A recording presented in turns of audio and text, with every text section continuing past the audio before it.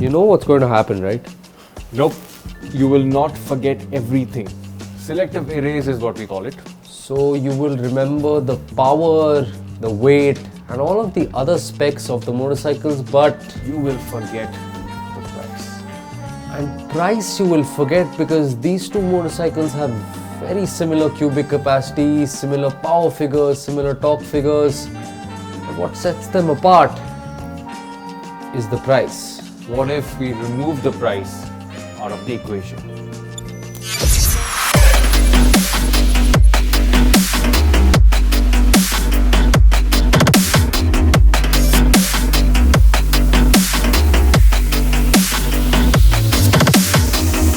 This was important to establish. After all, price is just a number on a piece of paper. I know, before you say, arre, it is important, it definitely matters, but for this comparison, we wanted to keep it out.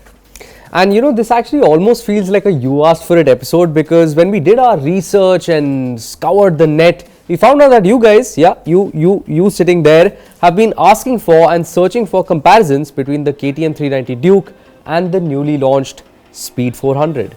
I know you have questions and we have answers. Welcome to PowerDrift. Let's begin.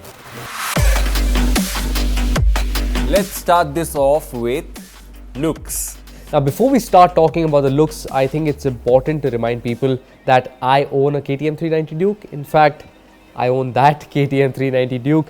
And I would also like to remind you that this is a street fighter and it looks every bit like a street fighter. It is sharp, it is committed, it is angry, and all of that in a beautiful shade of orange. It is just so KTM. The Speed 400's design language is actually inspired by the other speed motorcycles in the Triumph lineup. It's not unique, but it's definitely classy. Clean lines, the flow is very simple, minimalist yet attractive. I personally feel that the Triumph Speed 400 has a wider appeal in terms of design rather than the strong design language of the 390 Duke. And I think Karan will agree to that. Maybe yes. Or maybe he doesn't. But who cares? With that, we'll move on to the next one. Engine. What a beautiful setup. This engine that you see on the Speed 400 is absolutely brand new. It's not being shared with anyone, by anyone. And what that also means is that you have a blank canvas to begin with as you progress through R&D. And what a build this is. It's so easy to get used to as the power delivery is very nice and smooth. It's not something that will startle you, but once you get used to it, you will start having a lot of fun. The bottom end is strong, but the mid-range is stronger. It does not have a top end, but it's alright. For me, the motorcycle is going to shine in the city. Till 80 kilometers per hour, it is absolutely vibe free and it starts to get slightly there's a mild buzz till 100 kilometers per hour. The vibes start to creep in post that, but till the time you're doing city speeds, this is absolutely fantastic. Now, when you sync that up with the light clutch and the smooth gearbox, this is a very, very, very nice package. I absolutely love it. If the Speed's engine is the yin, the Duke's is the yang. The bottom end is almost lethargic and flat, but then as you start to climb the revs, you can feel the Duke just starts to get happier and happier and happier as you get closer to the red line. The top end whack on the Duke is genuinely addictive. This engine, I know it's nothing new and it is a single cylinder, but there's this shriek that it makes right before you're about to hit the rev limiter. And it is just beautiful. It just makes you want to shift up a gear and go for it again and again and again. It is genuinely really, really good. Now, what you gain in top end performance, you do lose out on the bottom end. On the Duke, you have to constantly half clutch if you want to be riding smoothly, like Varun said. And there are vibrations constantly being felt at low speeds. Now, compared to the Triumph, the refinement is actually not really even on the same level. This engine is smaller, it is making more power, but that also means that it is more stressed. So you can always feel that, and because of that, the refinement is just not on the same level. For it to be refined, you have to be in the Duke's mid-range. That's where it just feels the most comfortable, the most at home. And I think that's also why it just feels really easy on the highway. The Duke, it feels like it can hold 100, 120 kilometers per hour all day long. Up next is ride quality. If there was a scale with firm on one end and soft on the other end, with the Speed 400 in the center, the needle would have moved towards the firmer side of things. Now, don't worry because it's not as firm as the 390 Duke, which Karan will talk about in a bit. But I feel it should have been a little softer, but this current setup is nothing to be complained about. Also, when we talk about adjustability, there is adjustability, but it's only at the rear and only in the form of preload. And once you buy the Speed 400, you will have to tinker with it, because the moment you pick up speeds, the rear starts to react a little too much. It starts to work a little too much. And that's why I will always circle it back to one thing. The Speed 400 is a really good city motorcycle, because at city speeds, none of this happens. It's not like the Speed 400 cannot do highway speeds. It's just that I personally like it more in the city.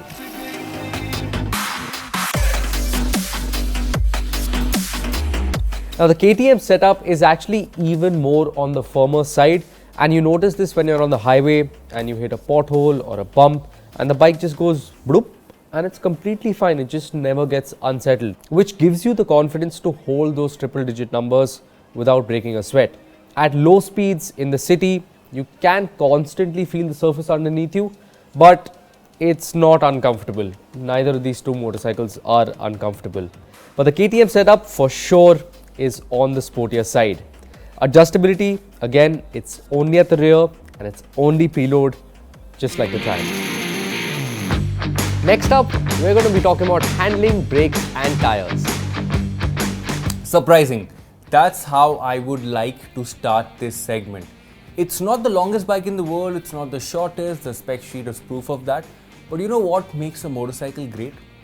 A motorcycle that surpasses the expectations, the assumptions that you make of the spec sheet. And the Speed 400 actually does that. So easy to steer, surprisingly quick to tip in, and that feeling of compactness is there. But mind you, if you are a new rider that's getting used to the motorcycle, this feeling of quickly tipping in might be a little surprising and not in a nice way. But once you get used to it, it is so much fun. You know what's not good though? The brakes. It has a nice progression, but it lacks the initial bite that can counter the performance. It needed to be sharper. And then you have the tires, Apollo or MRF. Wait, are you asking a question? Apollo or MRF. If you end up buying the Speed 400, you will get either of these. It's basically a lucky draw. Now we know that the H1s are brilliant tires, but Bajaj has claimed that you will get the same performance from the MRFs as well. Wait, you still get the Metzeler? I was actually one of the unfortunate few who got the MRFs on their KTM, and this is actually the same family of MRF that's on the Triumph. But unlike the Triumph, MRF and KTM didn't work hand in hand to make this compound, and it doesn't have the steel brace of the Triumph. And the current KTMs, they get the Metzeler H-rated tires, but I would still rather have the H1s of the Triumph than those Metzelers. In terms of braking, the KTM's brakes are just a lot sharper with a much more reassuring initial bite. I think the KTM, it gets to silly speeds quickly, but then it sheds those speeds just as quick. Of course, this is helped by the fact that the KTM is extremely light, lighter than the Speed also in fact. And because you're sitting on top of the tank, you just feel, you know, you've heard that saying, hand in glove. You feel like you're the hand in a glove. There's no latency between you putting in an input and the bike reacting to it. It's just beautiful. Comfy or not is what we discover in ergonomics. So far so good, no? It gets even better for the Speed 400 in the ergonomics department, because one, the seat is nice, soft and roomy. Second, the rider's triangle is really comfortable. And it should be, because at the end of the day it's a roadster, so the ergonomics aren't too relaxed, aren't too committed. It's almost spot on. which is perfect. The KTM setup is, you guessed it perfectly, right? It is the sportier of the two, but it's the one I prefer, honestly. Firstly, like I said earlier, you're almost sitting on top of the tank in the middle of it all, and the motorcycle just seems to sort of disappear around you. The pegs, yes, they are more rear set, and the seat isn't as cushy as the one on the Triumph, but I suspect it's the KTM seat that will be more comfortable on longer journeys. Up next, the segment that I was dreading the most, fit and finish. This was one of the most talked about points and in a very positive way. This was during the UK launch. But seeing this in flesh in India sort of solidifies that positivity. The paint is clean, the welds are very neat, and the quality is top notch. So brilliant, I have absolutely no complaints today. But we saw the Scrambler 400X in flesh as well during the India launch, and I wasn't too happy with the quality of paint on the tank. It was very uneven, but that was only the matte paint. I have no complaints about the glossy paint. And again, the Scrambler 400X story is to be told another day. But for today, no complaints. I absolutely love it, and it's really, really nice. Now, I feel in most of the segments that we've done till now, it was almost a matter of preference as to what kind of motorcycle you preferred. But here, fit and finish, I think this is where the Duke falls far, far behind. The quality of the mirrors, the levers, the liberal use of plastic all over the place. And this is stuff that you can spot from afar. When you get up close as well, you notice stuff like the plastic heel plate. That same unit is a beautiful machine aluminium piece that I'm looking at right now on the Speed 400, and it is really, really good. The KTM, it's just lacking attention to detail, and this is coming from an owner. When it comes to fit and finish, the Duke 390, it just feels like a segment below. Features. The Speed 400 is fairly simple that way. It does not get the most modern instrument cluster, and honestly, I'm not a fan of the layout as well. I would have loved to see a digital speedometer instead of the tachometer and a few things here and there like a proper shuffle, but it is what it is. Also, I feel that a quick shifter would have been a nice addition just because of the kind of performance it delivers. But in terms of electronics, it does get a traction control system, and it's great. It's great because it is switchable. So if you don't like intervention, switch it off. Finally, to sum up this segment, no connectivity, no Bluetooth, no navigation, no none of that. So if you are someone who likes simplicity, you are going to love the Speed 400. So the Duke 390 does get some stuff over the Triumph, finally. The TFT screen, for example, but honestly, I'm not someone who minds a well-made analog cluster. I'm okay with that, especially because it's not like the Duke has changeable layouts or navigation or anything like that. It does have Bluetooth connectivity, but that's mainly so you can answer or reject phone calls or change up your music. I don't use either of those features through the bike. If you do, that's something to take note of.